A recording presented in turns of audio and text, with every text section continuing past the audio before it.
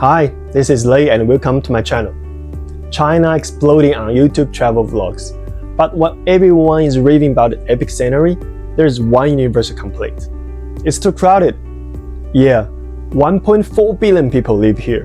But here's the thing. China is the size of Europe, and hidden between those packed cities are mind-blowing secret spots where most travelers never see.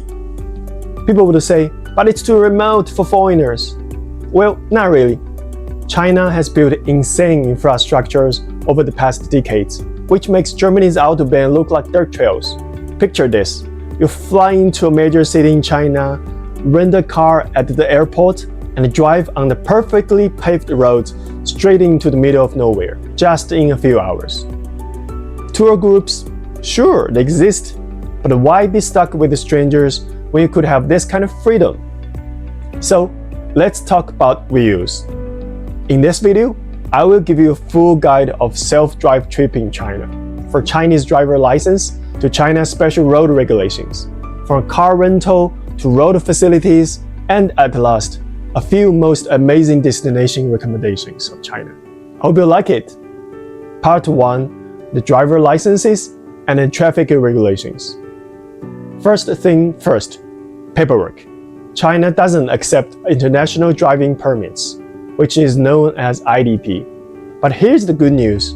Converting your foreign license to the Chinese one is easier than you think. These are the things you need before applying the Chinese driver license. Your passport, your original driver's license for your home country, passport style photo for a new Chinese driver license, certificate translation of your home driver license, which could be obtained in China from the translation agencies, or just email the certificate agencies beforehand. I will put the translation agencies info in the top comment section. But please be aware, the details of this process vary from city to city. Like in Beijing, the medical check report is necessary, while not in Shanghai. It would be great if you consult local traffic police bureau, or just leave the city of where you are in the comment section. I will check it up for you. With all the materials above, take them to the local traffic police bureau, fill out the forms, pay the fee, then pass the Chinese road rule test. Don't panic, it's available in English and 20+ languages. Just don't sweat the test. Let's see if you would pass right now. Let's take a look at this question. What do you think? What's your answer? The correct answer is... Okay, how about test 2? The correct answer is... It's tricky, huh? I'll put the full study guide in the top comment section also. Help yourself and make sure to get an S in the test. By the way, if you are French, Belgian, Serbian, or UAE citizens, huge congrats! You would just skip all the whole process thanks to the reciprocal agreements. A few moments later. With 1 or 2 working days, the Chinese driver license should be on your hand. But before you head for the road trip, there are some road rules you can't afford to miss. China drives on the right, but here are really matters. First, the 12-point system. Every driver will have 12 points for the driver license each year. Points will be deducted if you break the traffic rules, like no seatbelt, 1 point gone. Overspeed for 10%, 3 points gone. Overspeed for 50%, 12 points gone at once. And if you lose all the 12, driver license is gone. Game over. 2. Electric bike madness. There are more e-bikes than you could imagine in most China cities, and some of them don't care any rules or even their lives. Treat scooters like unpredictable wildlife. Drive defensively. 3. Signage struggle. All signs are in Chinese characters. The tiny English below usually are Chinese pinyin, which you don't understand. There are some pro tips. Memorize 左, left, and 右, right, and the 加油站, gas station, always. They are the things you need most. I will put some most useful Chinese signs here in the screen. Make a screenshot now. 4. Zero tolerance for DUI. Never drive after drinking alcohols. Not a single drop. Even tiramisu with rum, could cost you like 15,000 US dollars and a 15-day jail tour. 5. City-specific rules, like Beijing bans certain license plates on weekdays. Shanghai blocks outsiders from expressway during rush hour. Check local rules when you plan the trip. Also, there are some special rules for border zones for China.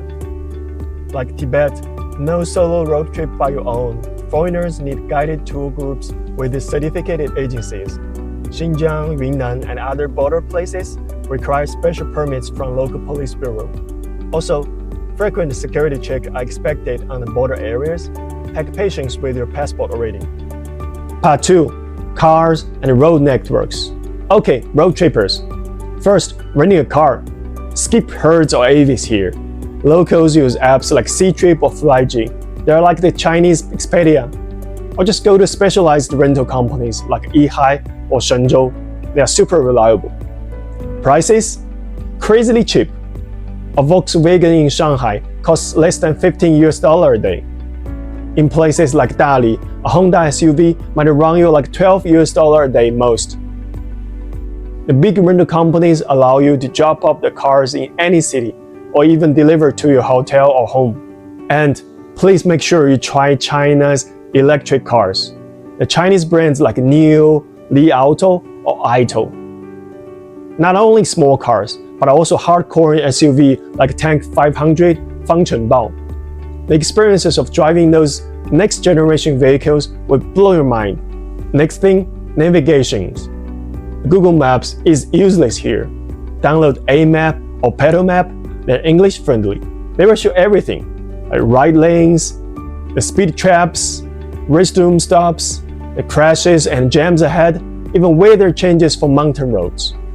Roads here, top tier for 99%. Expressway with blue signs, tall roads, mostly 120 kilometers per hour limit. Like older two-lane sections might drop to 80 to 100 kilometers per hour. And there's a little secret.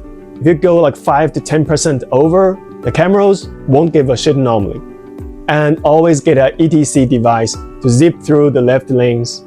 If you don't have an ETC on your car, use the right lanes. Pay cash, WeChat, or Alipay. Just no cards. Of course, some lanes do both.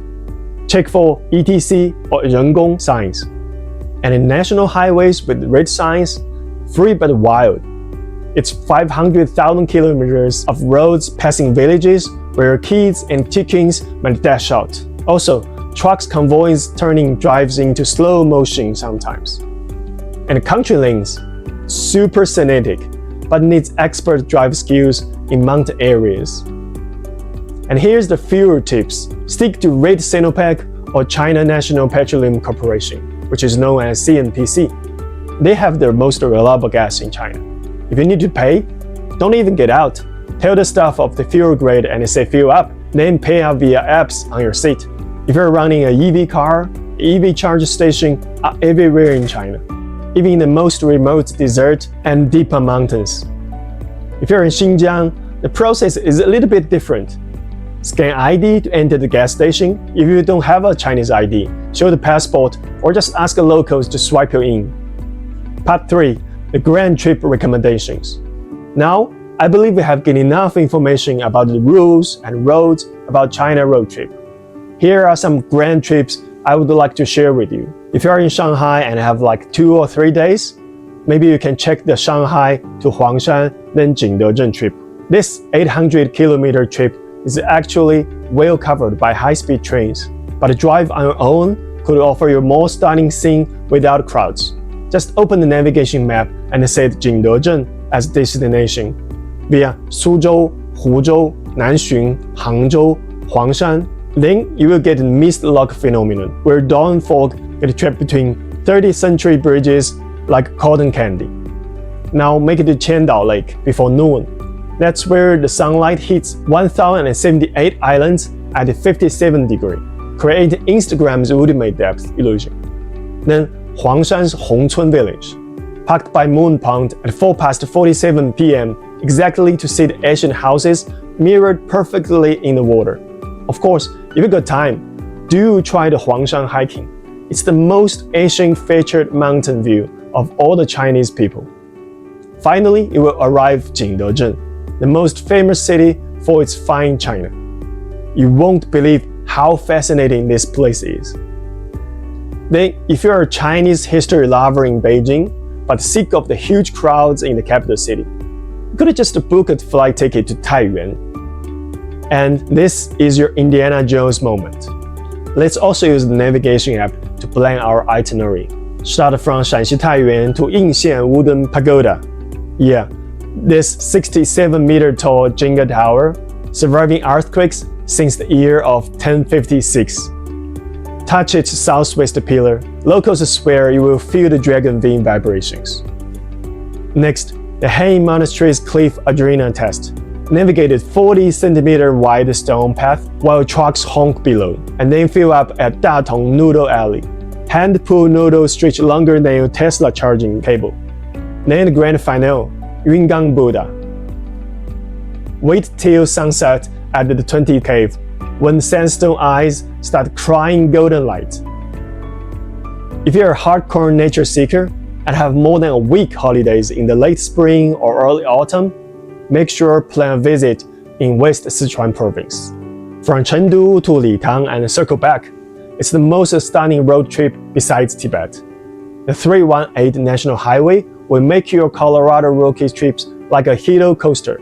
First checkpoint, hour-long tunnels, altitude whiplash. 30 minutes from 500 meters to 3,200 meters. Pop those altitude sickness pills like Tic Tac. Need oxygen? The pink house at mile marker 2999 sells yak butter infused cans. Taste awful, but work well. Now, brace for Hyde's Mountain lunar landscape. Legend says if you stack 9 stones at Twin Lakes, mountain gods grant clear skies. And you can park your car by the road and then walk to the most astonishing crystal lake. The magnificent views can't be described by words, only by your own eyes. Of course, there are tons of more great road trips for you, like the round trip in Yunnan among those volcano views and wild hot springs, the trip in Xinjiang to see the grand grasslands and the endless mountains. Just feel free to leave your favor and need in the comment.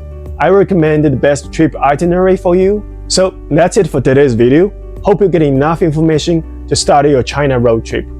And for this summer, actually June next month, I will have more than 30,000 kilometer solo drive trip in the middle of West China, mostly in Tibet and Xinjiang. Please subscribe my channel to follow my trips. And this is Lei. Thank you and bye.